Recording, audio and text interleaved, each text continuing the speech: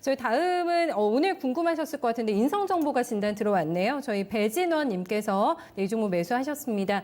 매수 진입가가 지금 4,700원입니다. 무려 70%나 이 종목을 과감하게 베팅을 하셨는데 한마디로 딱 질문을 주셨습니다. 무슨 일이 일어났을까요? 네, 이렇게 물음표를 주셨는데 오늘 일중 변동이 상당히 컸습니다. 장중에는 거의 20%까지 다이렉트 급등을 하다가 밑으로는 16%까지 오늘 급락을 하기도 했고 결국에 종가가 거의 저가에서 나왔어요. 오늘 대량 거래 터지면서 4,445원 기록이 됐습니다. 문설 전문가님께서 기다리는 조정은 오지 않는다. 네. 근데 조정이 왔습니다. 인성정보를 다 기다리셨을 것 같은데 피해 가야 되는 조정입니까? 아니면 저희가 들어가야 되는 조정입니까? 사실 제가 이제 언택트 관련을 강조하면서 제일 처음에 이야기했던 게 이제 원격 의료와 관련된 부분이죠. 네. 그래서 뭐 비트컴퓨터, 유비케어, 그다음에 이제 인성정보, 인피니트 헬스케어 뭐 이야기를 많이 드렸던 것 같은데 오늘 이제 이 관련 종목들이 다 급락이 나왔어요. 그래서 많이 이제 놀라셨을 것 같은데 일단 급락의 핵심적인 이유는 그겁니다. 이 정부에서 기재부에서 그 이야기를 했죠. 이거 의료법 개정, 그러니까 원격 의료가 의료법 개정 사항은 아니다. 그러니까 의료법까지 개정해가지고 비대면 원격 진료를 할 사항은 아니다라고 이야기를 한 거예요. 네. 그러니까 이제 시장에서는 뭐야? 그러면 원격 진료 우리나라는 안 하는 거네? 그러면서 이제 전체적으로 다 이제 급락을 했는데 이 부분을 좀 잘 아셔야 되는 게 제가 이제 원격 의료를 이야기를 할 때 항상 제가 단서를 달았던 게 있어요. 뭐였냐면 우리나라는 원격 의료 우리가 생각하는 그러니까 비대면 병원 안 가고 거기서 네. 처방전 받는 이거는 쉽게 안 열릴 것이다.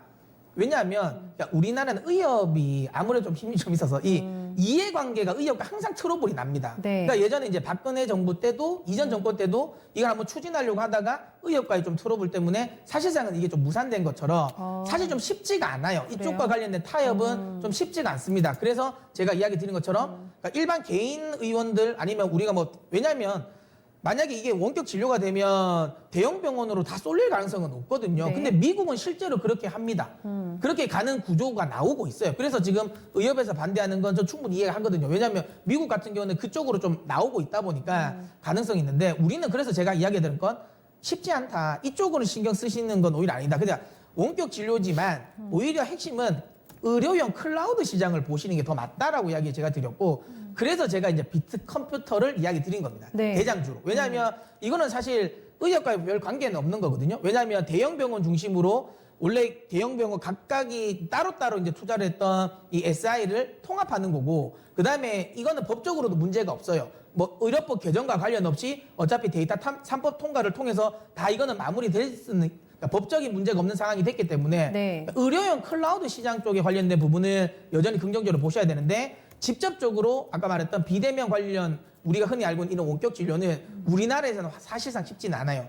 그래서 이거는 사실 원래는 안 될 가능성이 높았던 게 맞습니다. 그래서 그 재료가 오늘 나와서 가격 조정을 준 건데 지금 뉴딜에서 이게 언급이 아예 안 나와가지고 다 실명매 몇 칸에 맞습니다. 확 나와버린 거죠? 네, 맞습니다. 아, 그래서 네. 이제 이거 그러면 투자 안 하는 거 아니냐라고 생각하는 거죠. 네. 근데 저는 그게 합당하다고 봅니다. 맞아요. 맞는데 근데 중요한 건 여기서 이제 아무 종목이나 다 파시면 안 되는 거예요. 아, 그러니까 기본적으로 의료용 클라우드 관련 종목, 네. 그러니까 뭐 이야기하는 비트 컴퓨터라든지, 비트. 그다음에 인성정보 같은 경우도 클라우드 사업을 하면서 중요한 건 인성정보는 네. 우리나라 쪽에 비대면 관련 의료, 그러니까 헬스케어 쪽을 하는 게 아니라 미국에 많이 팔거든요. 아. 그래서 이제 사실상 우리나라 쪽에서 막히더라도 상관은 없긴 합니다. 네네. 근데 어쨌든 비대면 관련 부분에 또 메인이기 때문에 오늘 급락은 나온다라고 보시면 될 것 같아요. 그래서 원격 의료와 관련된 부분은 저는 계속 이야기 드리지만 핵심은 그냥 비트 컴퓨터다. 오늘 비트 컴퓨터 전체적으로 다 떨어졌거든요. 네. 이 관련 종목들이 다 떨어지면 떨어졌는데 오히려 관심을 가져볼 만한 건 비트 컴퓨터는 좀 더 떨어지면 한번 관심을 가져볼 만하지.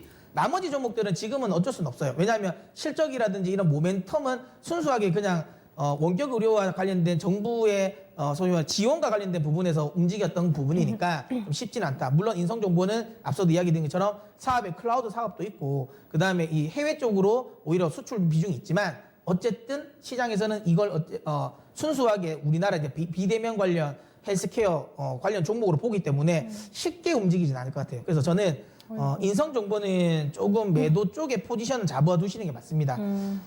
제가 좀 아쉬운 건 비중이 70%인 종목이잖아요. 네. 그리고 수익이 굉장히 많이 났었거든요. 그러게요. 근데 이게 예를 들어 갭으로 떨어진 게 아니에요. 네. 그냥 장중에 쭉 떨어지고 있었는데 이걸 대응을 안 하신 게 좀 아쉬워요. 비중이 70%라는 거는 거의 어찌 보면 투자에 또 전적으로 여기에 집중을 하셨다는 건데 네. 그만큼 관리를 하시는 종목을 너무 관리 안 하셨다는, 그러니까 이제 믿었던 종목을 너무 관리 안 했다.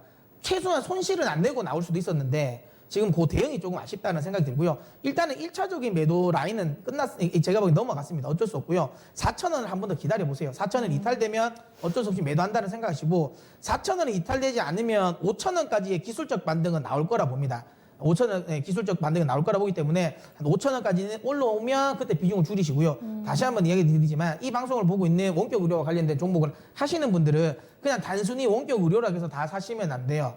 무슨 말인지 아시겠죠? 네. 네. 그래서 기본적으로 비트컴퓨터 같은 의료용 클라우드 시장에 강점이 있는, 이거는 네. 사실 정부가 지원 안 해도 어차피 하고 있었던 거거든요. 그런 쪽에 조금 더 집중하시는 게 맞다라고 생각합니다. 네. 천국과 지옥을 오갔습니다. 오늘 다 그랬죠. 네, 원격 의료 관련주들 무슨 일이 일어났을까요라는 질문을 던져주신 걸로 봐서는 한국판 뉴딜 정책에서 원격 의료가 명시가 안 된 부분을 모르고 왜 이렇게 빠지지 하시다가 매도를 조금 못하신 게 아닐까 저희가 추측을 해보게 되는데 이 부분을 조금 더 확인하시고 이제는 철저하게 리스크 관리하셔야 됩니다. 그래서 시청자님 이 부분 확인해 주시면 좋겠고요. 비트컴퓨터는 조금 다른 쪽으로 언급이 됐기 때문에 들고 계신 분들 일단 가져가셔도 되는 거죠. 네. 비트컴퓨터는. 네, 이렇게 정리 한번 해드려 볼게요.